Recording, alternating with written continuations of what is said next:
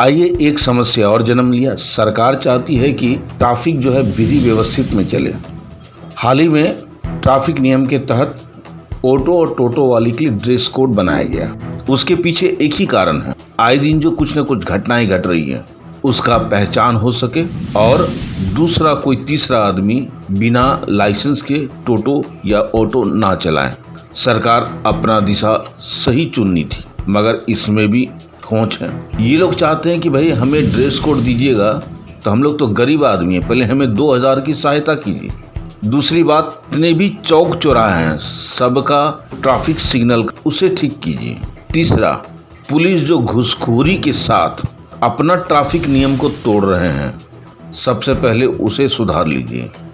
चौथा, ट्रैफिक नियम में इतनी सारी गड़बड़ी है कि कुछ कहा नहीं जा सकता। हालांकि एक दो बात ऑटो वाले का सही नजर आया, मगर गड़बड़ी तो ऊपर से लेके नीचे तक है। सबसे बड़ा बात यह है, ऑटो चालक जहां तहां ऑटो बिना किसी सिग्नल के लेफ्ट जाना है कि राइट जाना है रोक दिया, जहां पैसेंजर मिला वहीं रोक दिया। अचानक रोकने की वजह से आए दिन आम कोई न कोई घटनाएं, झगड़ा झंझट होते रहता। ये सबसे बड़ा ट्रैफिक उल्लंघन का कारण है। इसमें ट्रैफिक पुलिस किसी तरह का कोई संज्ञान नहीं लेती है और अभी तक धनबाद वासी या धनबाद में ट्रैफिक क्या होता है, सिस्टम क्या है, नियम क्या है, कोई नहीं जानता है सही ढंग से। और इसी कारण से जो धनबाद में ड्राइविंग लाइसेंस प्राप्त करते हैं 2 व्हीलर्स का, 4 व्हीलर्स का, वो लोग बाहर जा करके मार खाते हैं, कारण कि उन्हें तो पता है कि मुझे कैसे गलती करके। इस वजह से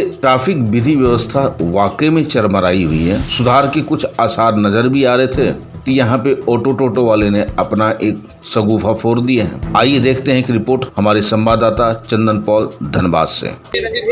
इसलिए हो रहा है कि झारखंड परिवहन विभाग एक चालकों के लिए, ऑटो चालकों और टोटो चालकों के लिए ड्रेस कोड निर्धारित किया है, जबकि धनबाद जिले में या अन्य शहरों में पहले से ड्रेस कोड लागू है। उसमें कलर को डिफाइन कर करके उसको चेंज किया गया है, जिसमें खाकी वर्दी ऑटो चालकों के लिए और टोटो के लिए डार्क ब्लू ड्रेस कोड लागू किया गया है। जबकि पूर्व में निर्धारित ड्रेस कोड को मैं डिमांड आपत्ति किया हूं कि आप जब धनबाद जिले में ड्रेस कोड लागू है फिर अलग से लागू करने की क्या जरूरत थी। तो जिला परिवहन पदाधिकारी कहते हैं कि यह झारखंड सरकार से अध्यादेश आया है जिसे मैं लागू कराऊंगा। तो मेरी मांग है कि अगर आप इसको लागू करना चाहते हैं तो सब चालक के लिए फंड मुहैया कराइए, 2000 रुपया दीजिए। आखिर गरीब ऑटो चालक जो यहाँ गरीब तबके के लोग हैं जो 2000 रुपये भी प्रतिदिन नहीं कमाते हैं, तो 2000 रुपये का ड्रेस कहाँ से सिलवाएंगे, पहली बात। दूसरी बात कि यह जो समिति परिवहन विभाग बनाई है जिसमें सारे ब्यूरोक्रेट्स के लोग हैं, किसी भी संगठन को जानकारी नहीं दी गई है कि समिति का ये अध्यादेश है जिसको लागू करना चाहते हैं। तो कम से कम सरकार को चाहिए, परिवहन विभाग को चाहिए कि जो है सो जितने भी यहाँ संगठन है उसको लोग बुला करके जो है सो समिति में उसको रखना चाहिए, बुलाना चाहिए। और जब समिति बनेगी तो सिर्फ ब्यूरोक्रेट्स तो रहेंगे नहीं। तो ये समिति ही गलत तरीके से चयन कर करके इसको लागू की है, जिसका मैं विरोध कर रहा हूँ। और अभी जो है सो इसके आदेश की प्रति को मैं जलाने जा रहा हूँ। मैं जो जिला परिवहन पदाधिकारी को आपत्ति दर्ज किया हूँ उसमें मैं मांग किया था, ये सारे मीडिया में भी आया होगा, कि आप जिसको ड्रेस दे रहे हैं या सरकार मुहैया कराएगी तो सिर्फ लाइसेंसी ही चालक को ड्रेस मुहैया कराई जाए, सबके लिए मान्य नहीं हो।